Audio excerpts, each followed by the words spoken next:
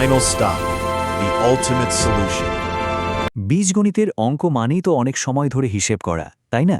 কিন্তু ভাবুন তো, যদি এমন একটা শর্টকাট থাকতো যেটা দিয়ে গ্রাফ না এঁকে বা লম্বা সমাধান না করেই দুটো সমীকরণের উত্তর কি হবে তা বলে দেয়া যায়। চলুন আজ সেই জাদুকরী কৌশলটাই জেনে নেওয়া যাক। সাধারণত একজোড়া সরলরেখাকে যদি গ্রাফে বসানো হয় তাহলে মোট 3টে ঘটনা ঘটতে পারে। হয় তারা একে অপরকে একটা বিন্দুতে কাট করবে, না হলে তারা হবে সমান্তরাল, মানে কখনোই মিলবে না, আর না হলে দেখা যাবে দুটো রেখা আসলে একই, মানে একটা আরেকটার উপর পুরোপুরি মিলে গেছে।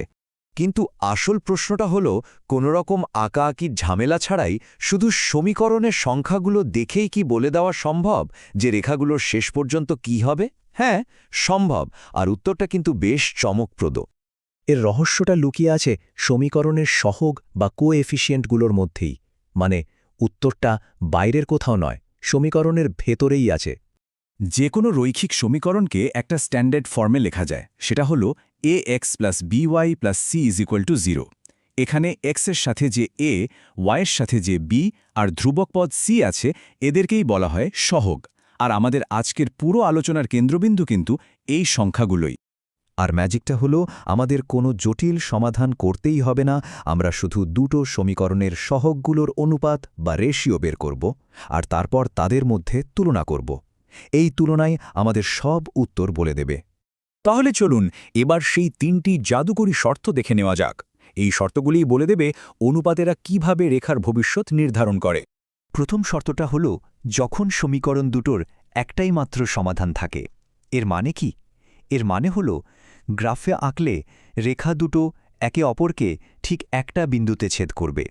আর এর নিয়মটা খুবই সহজ। যদি x এর সহগগুলোর অনুপাত মানে a1/a2 আর y এর সহগগুলোর অনুপাত মানে b1/b2, এই দুটো যদি সমান না হয়, তাহলে 100% নিশ্চিত থাকতে পারেন যে রেখা দুটো কেবল একটা বিন্দুতেই ছেদ করবে। এই সারণীটার দিকে একটু তাকান।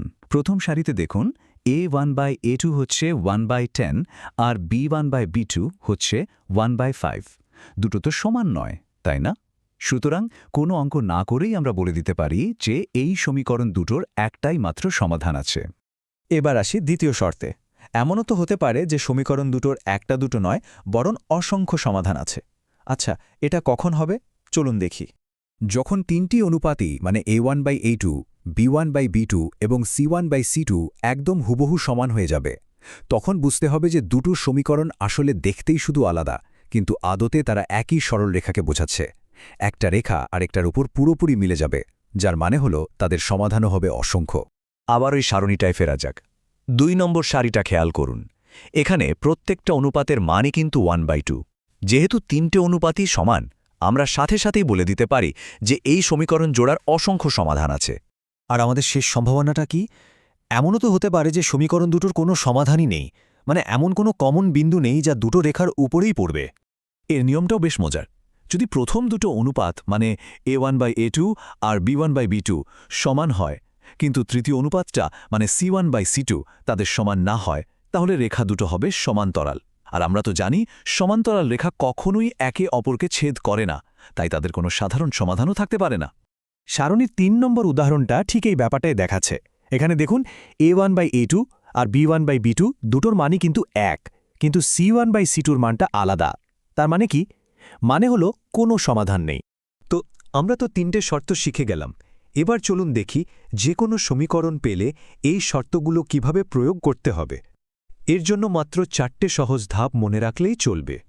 প্রথমে সমীকরণ দুটোকে ax + by + c = 0 এই স্ট্যান্ডার্ড ফর্মে সাজিয়ে নিতে হবে। এরপর দুটো সমীকরণ থেকেই a, b আর c এর মানগুলো আলাদা করে চিনে নিতে হবে। 3 নম্বর ধাপে ওই অনুপাতগুলো হিসেব করে ফেলতে হবে। আর সবশেষে ওই অনুপাতগুলো আমাদের শেখা 3টে শর্তের কোনটার সাথে মিলছে সেটা দেখলেই কাজ শেষ। ব্যাস। তাহলে এই পুরো আলোচনা থেকে আমরা আসলে কি শিখলাম? এই গাণিতিক শর্টকাটটা কেন এত কাজের? মূল কথাটা হলো, একটা রৈখিক সমীকরণের আচরণ কেমন হবে তার পুরো কোডটা কিন্তু তার সহগগুলোর মধ্যেই লেখা থাকে। এই অনুপাতের পদ্ধতি ব্যবহার করে আমরা গ্রাফ আঁকা বা সমীকরণ সমাধান করার মতো লম্বা প্রক্রিয়াকে পাশ কাটাতে পারি। এটা শুধু আমাদের সময় বাঁচায় না, বরং সমীকরণগুলোর ভেতরের গভীর সম্পর্কটাকেও চোখে আঙুল দিয়ে দেখিয়ে দেয়। একবার ভাবুন তো, যদি কয়েকটা সাধারণ সংখ্যার অনুপাত আমাদের এত সহজে এত কিছু বলে দিতে পারে, তাহলে গণিতের এই বিশাল জগতে আরও কত অসাধারণ শর্টকাট আর গোপন রহস্য আমাদের আবিষ্কারের অপেক্ষায় আছে। এই ভাবনাটা না হয় আপনাদের জন্য তোলা রইল।